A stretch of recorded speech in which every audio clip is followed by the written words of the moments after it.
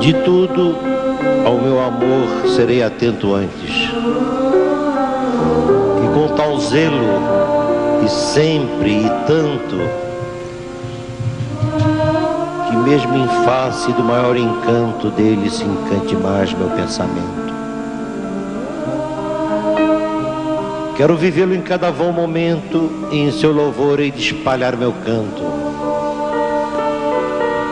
E rir meu riso, e derramar meu pranto ao seu pesar, ao seu contentamento. E assim, quando mais tarde me procure, quem sabe a morte, angústia de quem vive, quem sabe a solidão, fim de quem ama, eu possa me dizer do amor que tive, que não seja imortal, posto que é chama, mas que seja infinito enquanto dure.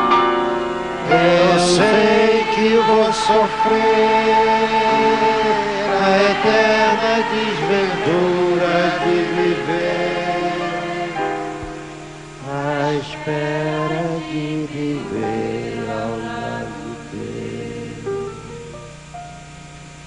por toda a minha vida.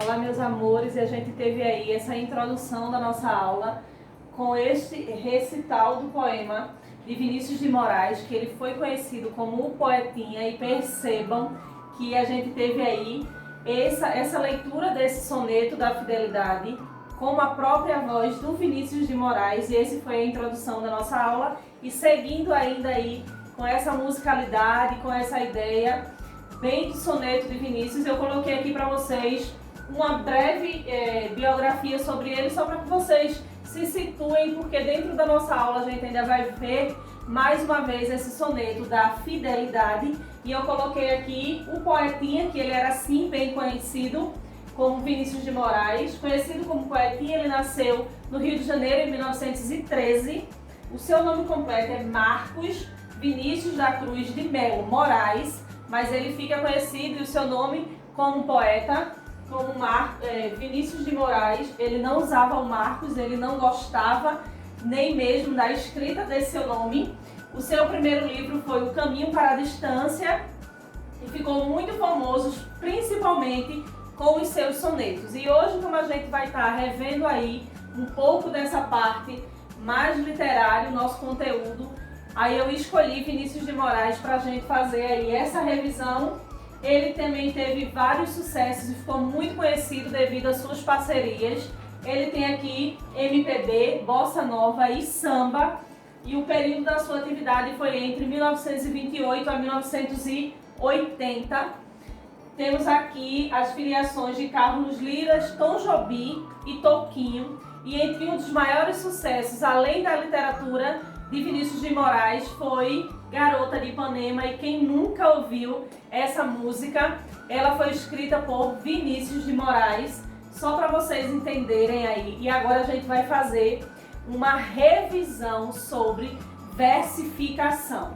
E foi por isso que a nossa aula de hoje começou bem diferente, já com esse soneto de fidelidade de Vinícius de Moraes. E a gente vai estar revendo hoje um pouquinho sobre verso, sobre estrofe, metrificação, rima e tudo que engloba aí esse universo mais literário é a nossa aula de hoje.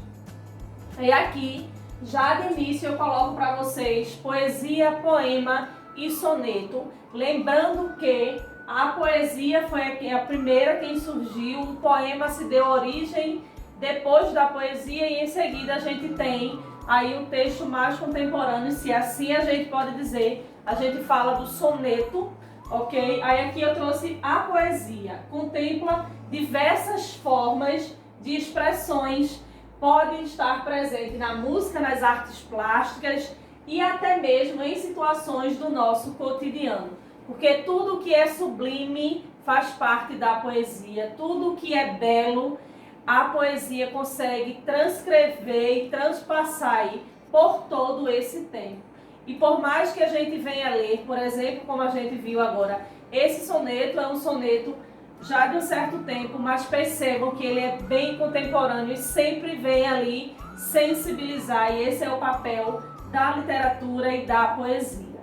Seguido aqui a gente tem falando sobre o poema, que é esse gênero textual que apresenta aí elementos que permitem definições entre versos, estrofes, rimas, versos e empregos de metáforas, porque a gente precisa muito desse elemento para que hajam aí o entendimento de nós como leitores e até por uma questão de estrutura e harmonia do seu texto. E por fim, eu trago aqui o soneto, que é o único texto literário que tem aí a sua forma fixa, e eu coloquei de forma fixa clássica.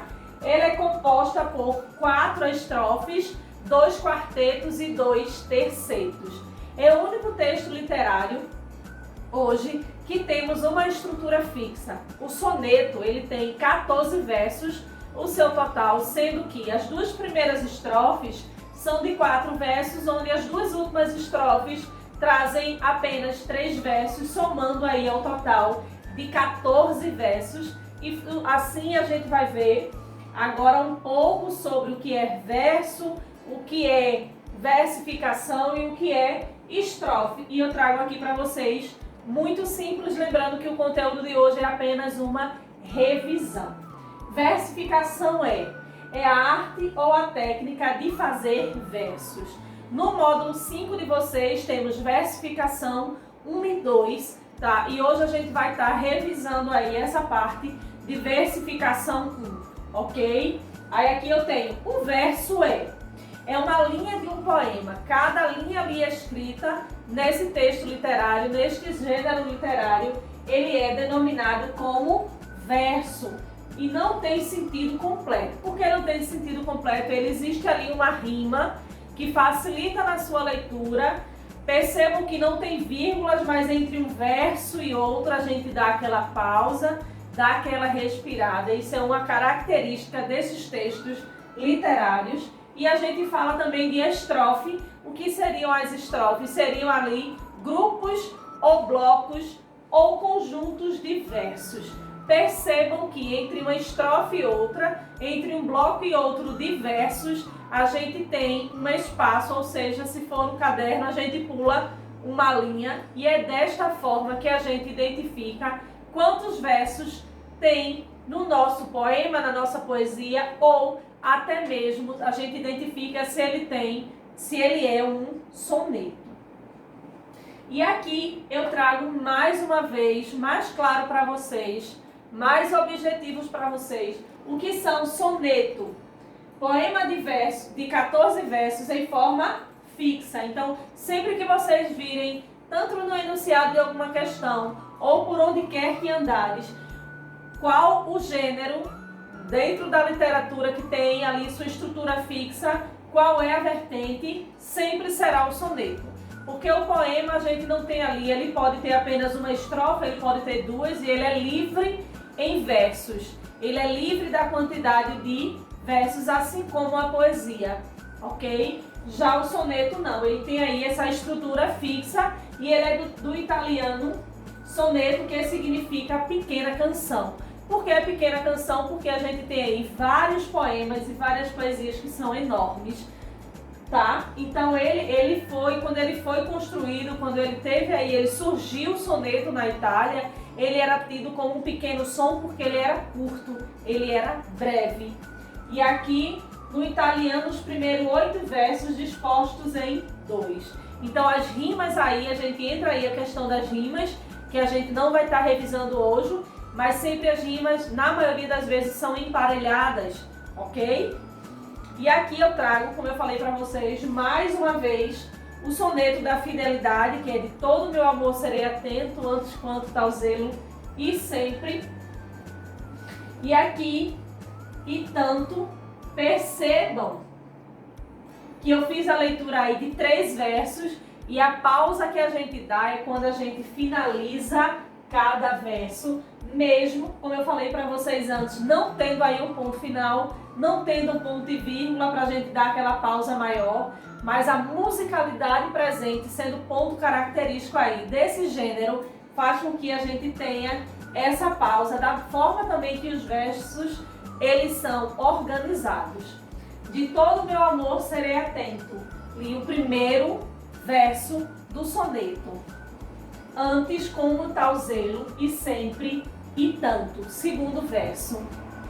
Que mesmo em face de maior encanto, dele se encante mais o meu pensamento. E eu fiz agora a leitura da primeira estrofe do meu soneto.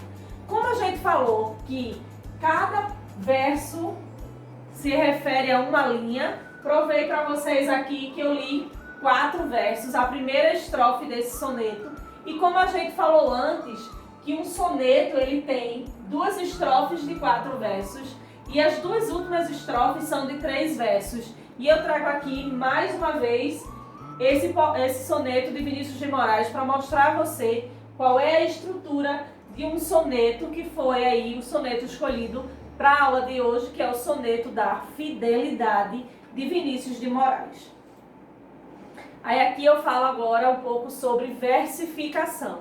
Qual o papel da versificação? É o estudo das técnicas que vem aí proporcionar a eufemia dos versos de um poema ou de uma música. Quando eu falo aí nessas técnicas, é exatamente o que eu acabei de falar, mostrando para vocês o soneto da fidelidade. Essa organização e essa técnica de organizar os versos faz com que a gente consiga ver esse papel da versificação, ok? Aí agora a gente vai ver alguns elementos dessa versificação e aqui a gente tem o ritmo.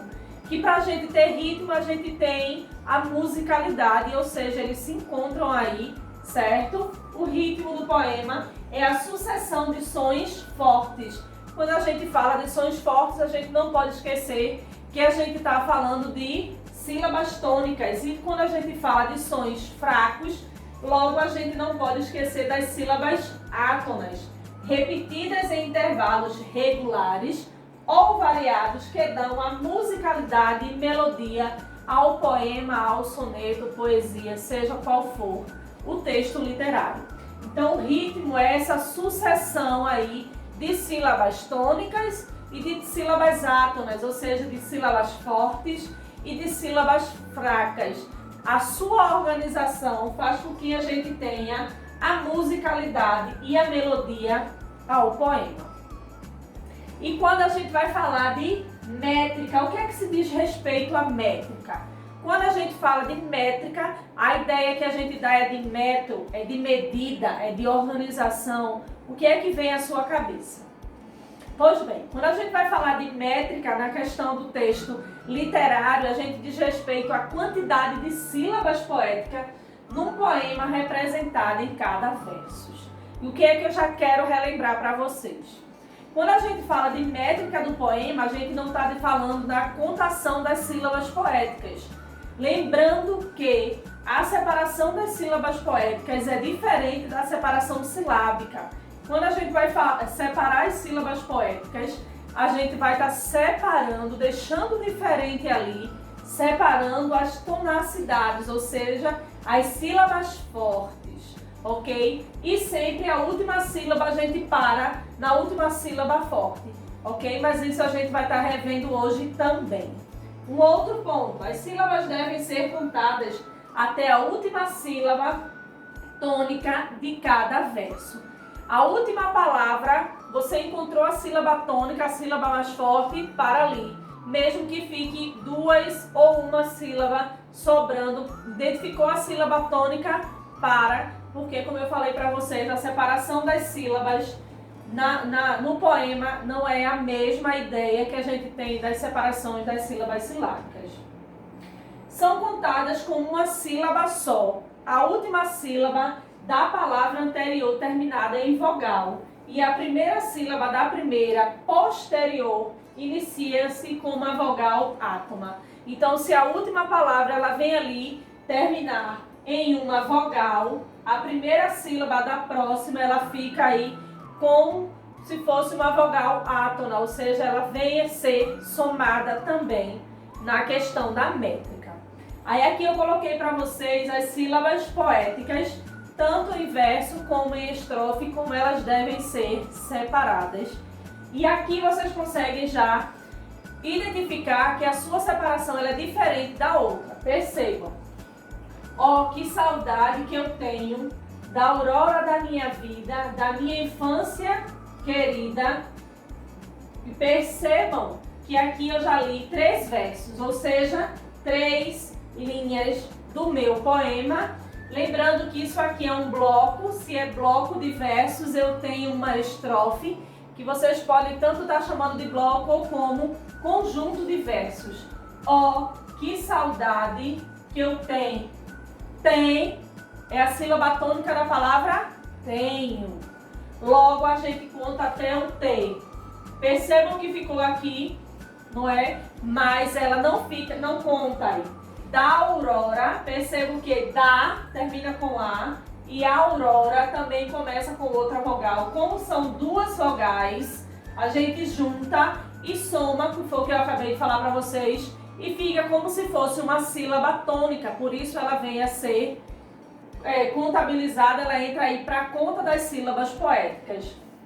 E desta forma aqui é que a gente faz a métrica do poema, ou seja, se eu pedir para vocês, dentro de uma questão, quantas sílabas poéticas eu tenho nessa estrofe ou por versos. No primeiro verso eu tenho 7 sílabas, no segundo eu tenho 7, 7, 7. Se eu fosse pedir aí nessa estrofe quantos versos, quantas sílabas poéticas eu tenho 28 sílabas poéticas, ok? Lembrando que a última palavra a gente só conta até a última sílaba tônica.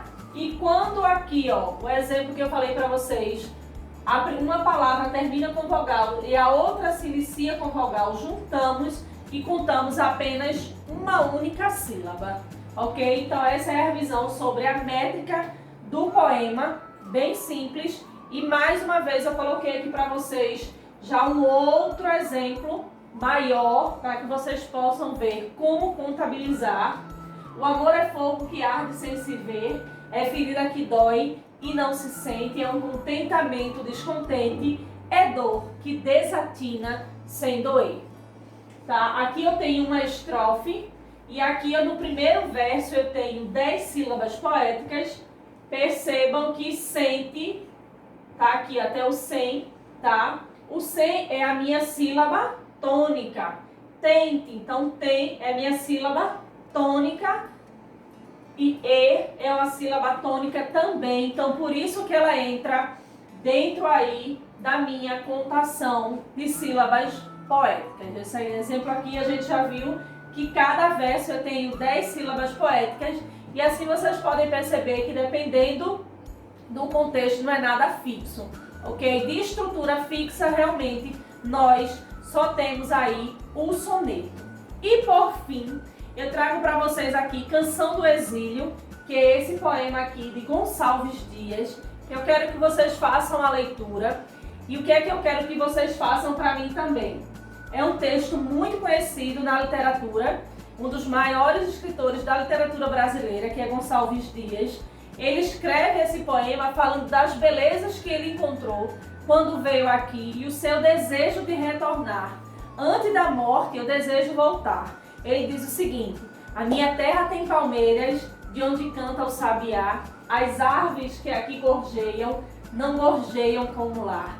No céu tem mais estrelas, nossas vargens mais flores, nossos bosques têm mais vidas, nossa vida mais amores. Em cismar sozinho à noite, mais prazer encontro lá. Minha terra tem palmeiras, de onde canta o sabiá. Minha terra tem palmeiras, que tais não encontro cá. Em cismar sozinho à noite, mais prazer eu encontro lá. Minha terra tem palmeiras, de onde canta o sabiá. Não permita a Deus que eu morra, sem que eu volte para lá. Se quer que desfrute os primores, que não conheço por cá, sem que ainda aviste as palmeiras, onde cante o sabiá. Então ele traz aí, dentro desse poema, Gonçalves Dias, ele vem dizer que por mais que tenha beleza aqui, ele volta lá, né? Ele volta para o seu lugar, mas ele diz que antes que a morte me leve, eu quero voltar para lá. E esse lá, ele fala aí das belezas do nosso Brasil, das belezas que encontradas aqui. E aqui, como ele diz, que até o sabiá, ele canta diferente como em qualquer outro lugar. O que é que eu quero que vocês façam aqui de diferente nesse poema de Gonçalves Dias, que é Canção do Exílio? Eu quero que vocês me digam quantos versos, quantas estrofes, e vocês façam aí a análise desse texto, desse texto de Gonçalves Dias, e principalmente eu quero receber de vocês, neste primeiro verso, quantas sílabas poéticas temos. Então eu quero, verso por verso, o total de sílabas poéticas. E eu quero receber isso por e-mail, e qualquer dúvida a gente tem o nosso encontro remoto na quinta-feira. A atividade não acaba por aí para o meu nono ano. A gente tem na página 203, produção de um poema, tá? Quando a gente viu, eu deixei essa atividade para um momento de revisão mesmo. A gente já reviu aí métrica, versificação, estrutura de poema, poesia e soneto hoje. E agora eu entendo que vocês estão aptos para escrever o seu próprio poema, tá? Na página 203 do livro, além do conteúdo que a gente viu hoje e do livro, tem como você montar e como escolher, tá? Por e-mail, eu quero aí essa atividade de vocês até segunda-feira que vem, de hoje a 8. E esse aqui é o meu e-mail, prisma.jamilxavier@gmail. Na quinta-feira a gente tira aí possíveis dúvidas sobre a escrita do poema de vocês. E esse foi o conteúdo da aula de hoje.